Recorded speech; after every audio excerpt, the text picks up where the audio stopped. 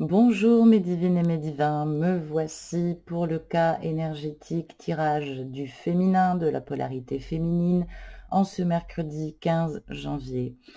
Comme à mon habitude, j'ai tiré 2 cartes de l'oracle chamanique. À notre gauche, nous avons la carte apprivoiser le vent. Je me brûle. Et à notre droite, nous avons la carte la flèche pour toi ce matin, féminine. Alors, apprivoiser le vent ce matin, féminine, j'allais dire, voici la plume d'ailleurs, hein, voici cette belle plume. On l'a ici, mais voici une très belle plume. Alors, c'est un symbole qui est utilisé durant, évidemment, les cérémonies de purification. Ça tombe bien. Je pense que tu connais les purifications par fumigation, hein, en termes de sauge.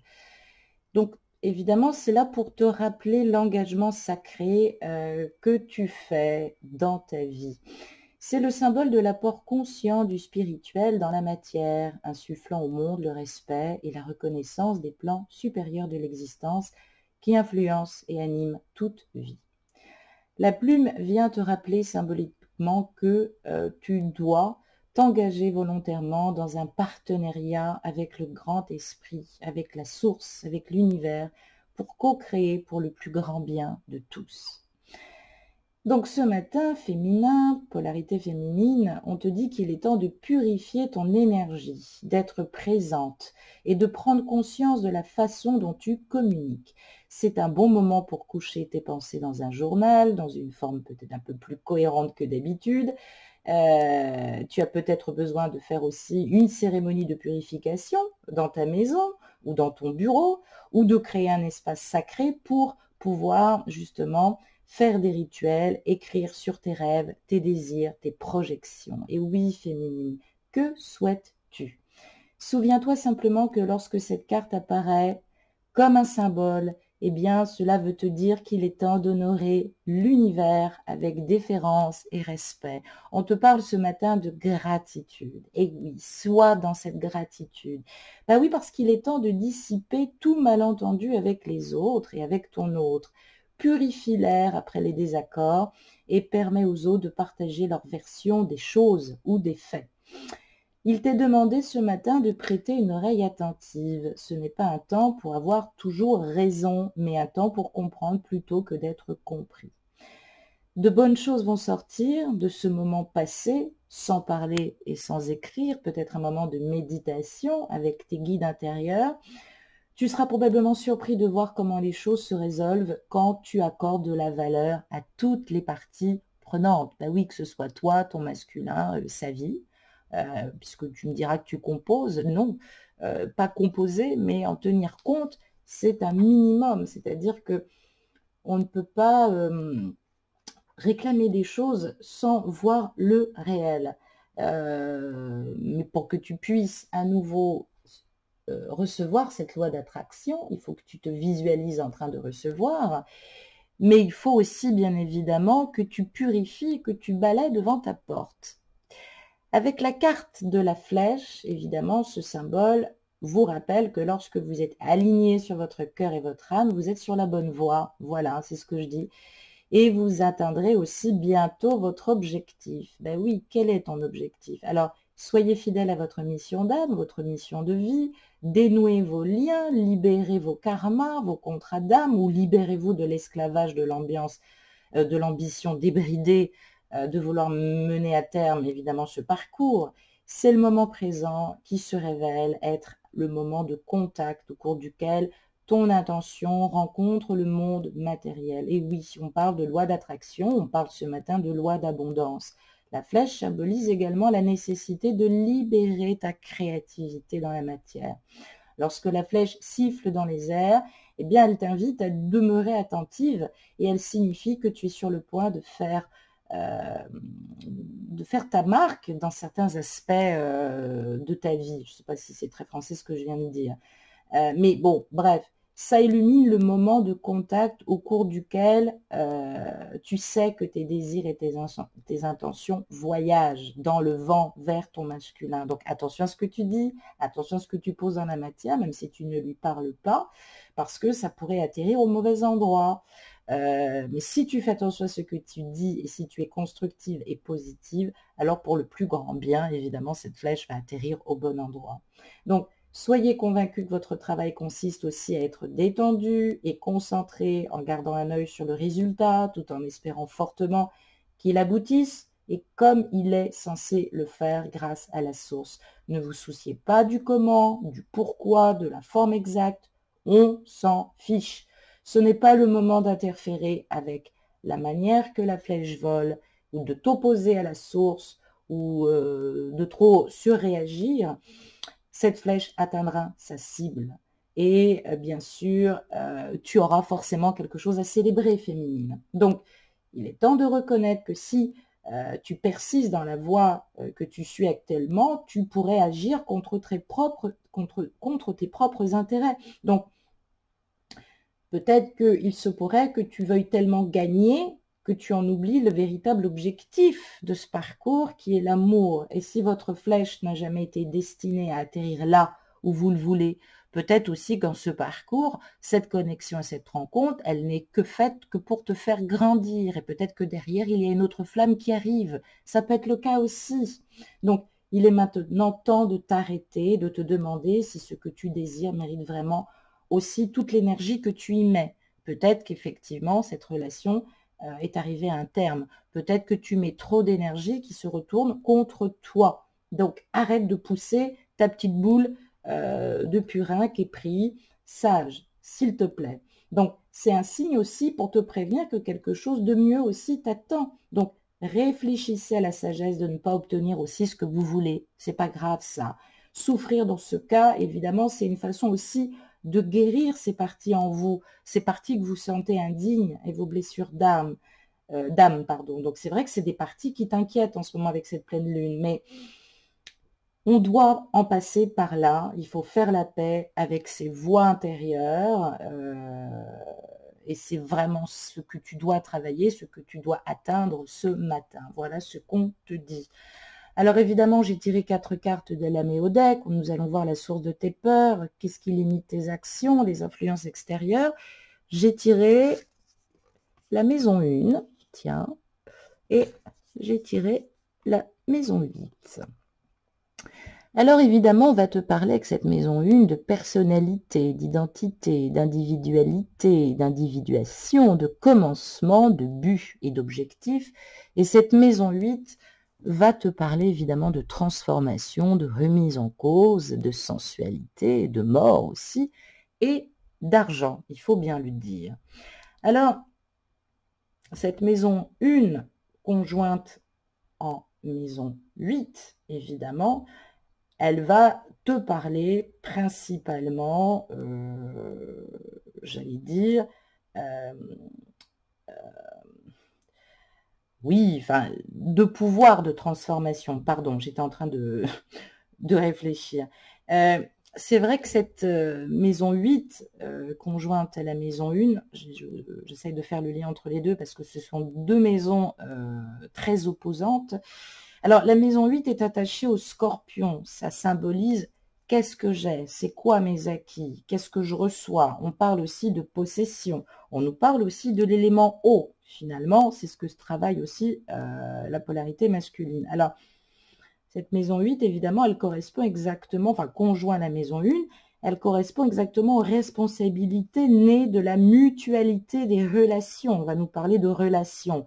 Je dis mutualité des relations parce que je n'emploie plus le mot couple dans ce parcours. Donc, évidemment, on va parler de crise, on va parler de transformation profonde, on va parler de régénération, mais on va nous parler aussi de perte qui symbolise aussi des progrès et des évolutions réelles ou symboliques, matérielles ou spirituelles. Alors, évidemment, tout ça a besoin d'être suivi d'une bonne dépression. En tant que thérapeute, c'est normal que j'en parle ainsi.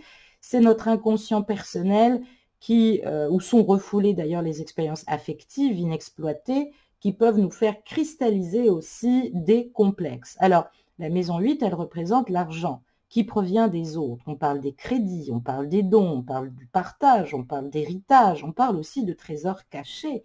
Et puis généralement, c'est aussi la gestion de l'argent, des unions et de l'association, puisque la maison précédente, maison 7, qui peut être aussi jointe, va nous parler aussi de crise de couple, de placement, d'impôts, de fiscalité ou de pertes consécutives, voire même de procès inhérents à ces mêmes unions ou associations et par extension, toutes les choses cachées, secrètes aux autres. Alors, on parle évidemment de double vie, de dissimulation, de faux self inavoué dans la personnalité. Donc, c'est vrai que la maison 8 conjoint à la maison 1, elle marque aussi cette sexualité, l'anima et l'animus, l'intérêt aussi pour l'occulte, les mystères, j'allais dire l'invisible, la magie, la réincarnation aussi, le miracle, la résurrection, le repli sur l'inconscient et la psychologie. Donc, on est effectivement dans des craintes.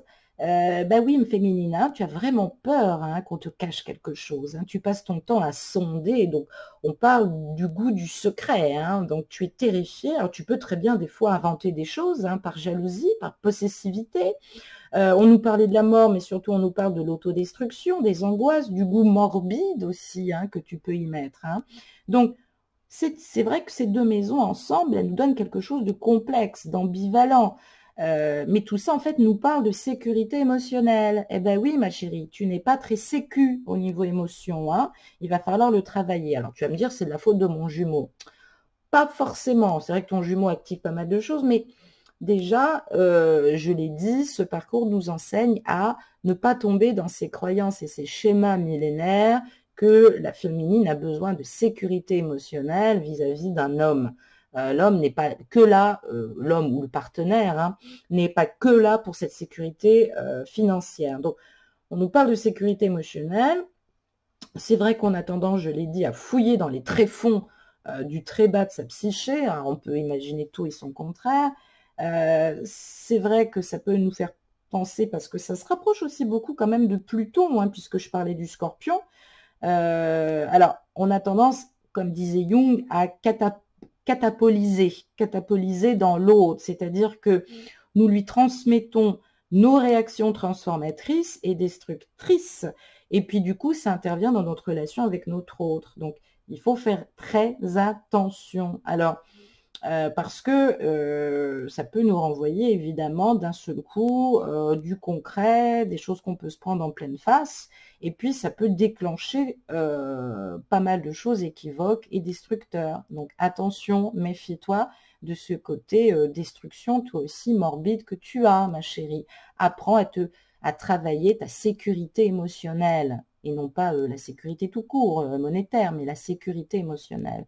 On va regarder comment ne pas douter de tes capacités, de tes pleines potentialités, comment te structurer, mieux ancrer et dépasser cette phase de pleine lune du 10 janvier, décidément.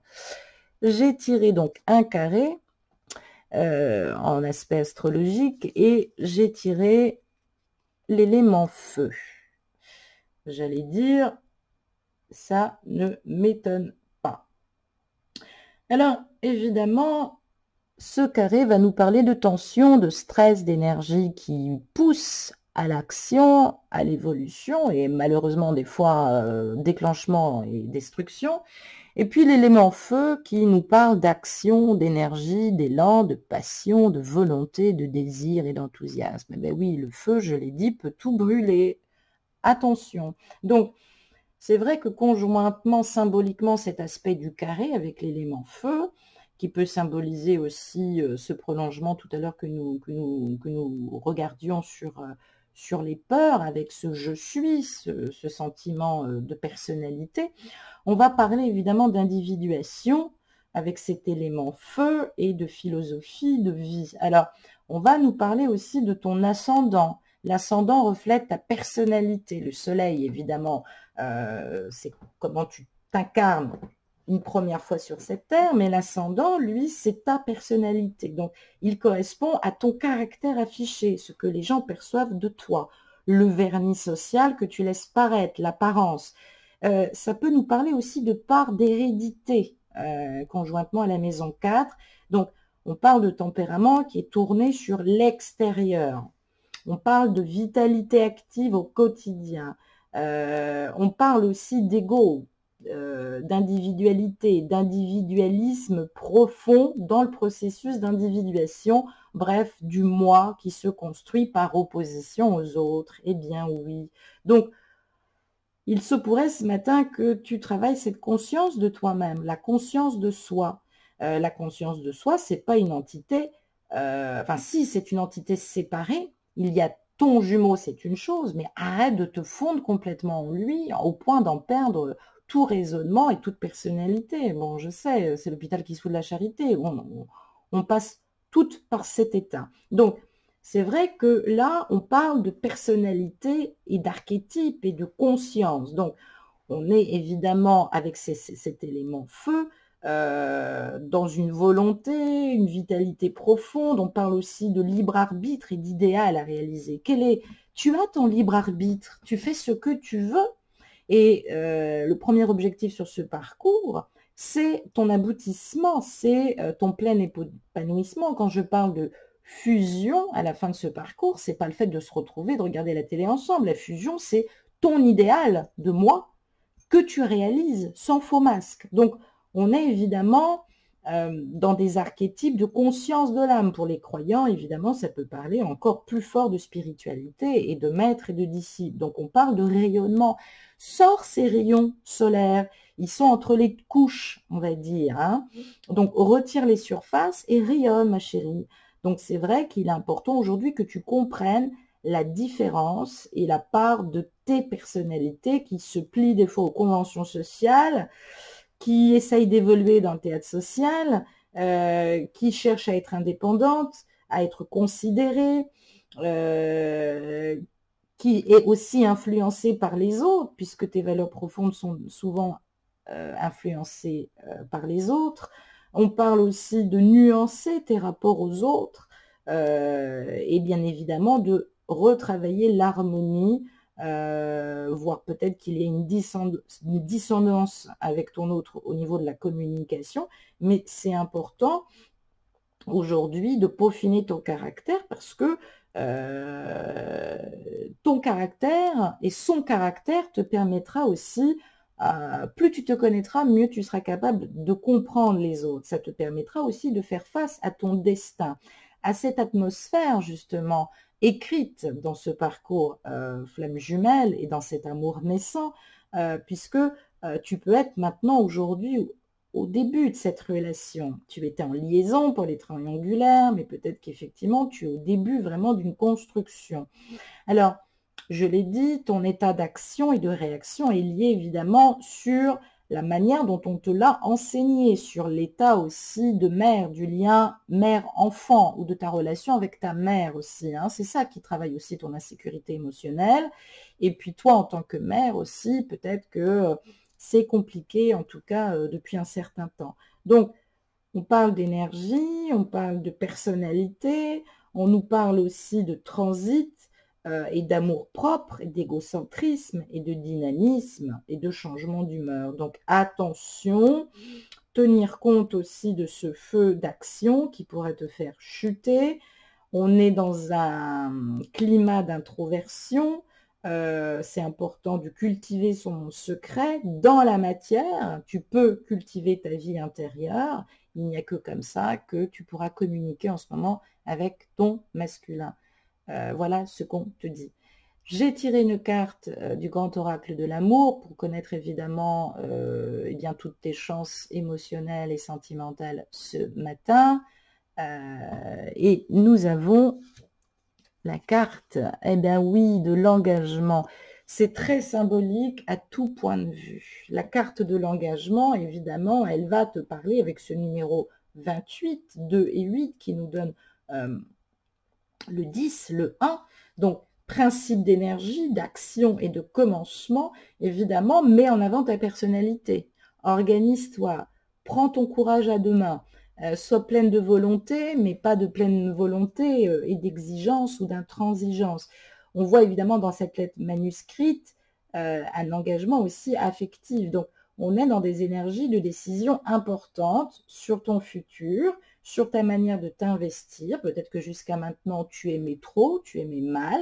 Peut-être que maintenant, il est temps que tu t'engages et que tu t'investisses plus pour toi-même. Mais c'est vrai qu'on est dans un début prometteur, à la fois sur le plan amoureux, plein de tendresse et d'engagement. Donc, c'est vrai que il faut peaufiner un peu plus ta personnalité parce que ça déclenchera évidemment cette envie d'engagement chez ton masculin. Ben oui, parce que c'est le moment de replacer ce coup de foudre énergétique qu'il avait ressenti en te rencontrant à nouveau. Donc, c'est vrai qu'on avance les yeux bandés dans cette histoire. Ce nombre 1 venu du 10 nous place au début d'une aventure, d'un changement de situation qu'il va falloir gérer. Et c'est vrai que c'est une ambiance aussi qu'il va falloir tenir en respect, en douceur. Mais tout reste à dire que cet amour peut durer dans le temps. Il n'y a pas évidemment de perte de ce côté-là. C'est ce que je voulais te dire. Je te souhaite une excellente journée et je t'embrasse et je te dis à demain. Au revoir.